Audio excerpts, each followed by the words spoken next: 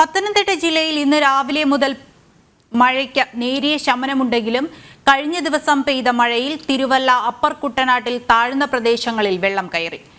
ഇവിടങ്ങളിലെ 25 കുടുംബങ്ങളെ മാറ്റിപ്പാർപ്പിച്ചു. പമ്പാ നദിയിലും അച്ചൻകോവിൽ ആറിലും ജലനിരപ്പ് ഉയർന്നിട്ടുണ്ടെങ്കിലും ഇപ്പോൾ ആശങ്കപ്പെടേണ്ട സാഹചര്യമില്ല. കഴിഞ്ഞ ദിവസം പെയ്ത കനത്ത മഴയെ തുടർന്ന് മണിമലയാറ്റിൽ ജലനിരപ്പ് ഉയർന്നതോടെയാണ് തിരുവല്ല താലൂക്കിലെ താഴ്ന്ന പ്രദേശങ്ങൾ വെള്ളത്തിലായത്. മണിമലയാറ്റിന് തീരത്തുള്ള തിരുവല്ല തിരുമൂലപുരം മംഗലശ്ശേരി കോളനിയിൽ വെള്ളം കയറി. ഇവിടുത്തെ 18 കുടുംബങ്ങളിലെ 123 പേരെ മാറ്റിപ്പാർപ്പിച്ചു. ഇരവിപേരൂർ നന്നൂർ പഞ്ചായത്ത് കമ്മ്യൂണിറ്റി ഹാളിൽ തുടങ്ങിയ ക്യാമ്പിലേക്ക് 7 കുടുംബങ്ങളെ മാറ്റിപ്പാർപ്പിച്ചിട്ടുണ്ട്. കിഴക്കൻ മലയോര വനമേഖലയിൽ മഴ കനക്കുമോ എന്ന ആശങ്കയിലാണ് അപ്പർ കുട്ടനാട്ടുകാർ.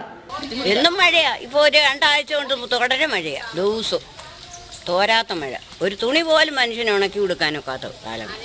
അതുകൊണ്ട് കയറിയിട്ടുണ്ട്. 2018 ഇവിടെ നിലയില്ലായിരുന്നു ഞങ്ങളുടെയൊക്കെ പെരക്കകത്ത്. അത് കഴിഞ്ഞ് ഇങ്ങോട്ട് ഇപ്പൊ പിന്നെയും പൊങ്ങുന്ന വെള്ളം എല്ലാം പെരക്കകത്ത് കയറുമായിരുന്നു. കഴിഞ്ഞ വർഷത്തെയും പെരക്കകത്ത് കയറിയതാണ് എല്ലാവരുടെയും. ഈ വട്ടത്തെ എല്ലാവരുടെയും പെരക്കകത്ത്. ഇത്തവണ കയറിയില്ല, കയറി വരുന്നതേ ഉള്ളൂ. പമ്പാ നദിയിലും അച്ചൻകോവിലാറ്റിലും ജലനിരപ്പ് ഉയർന്നിട്ടുണ്ടെങ്കിലും ഇപ്പോൾ ആശങ്കപ്പെടേണ്ട സാഹചര്യമില്ല.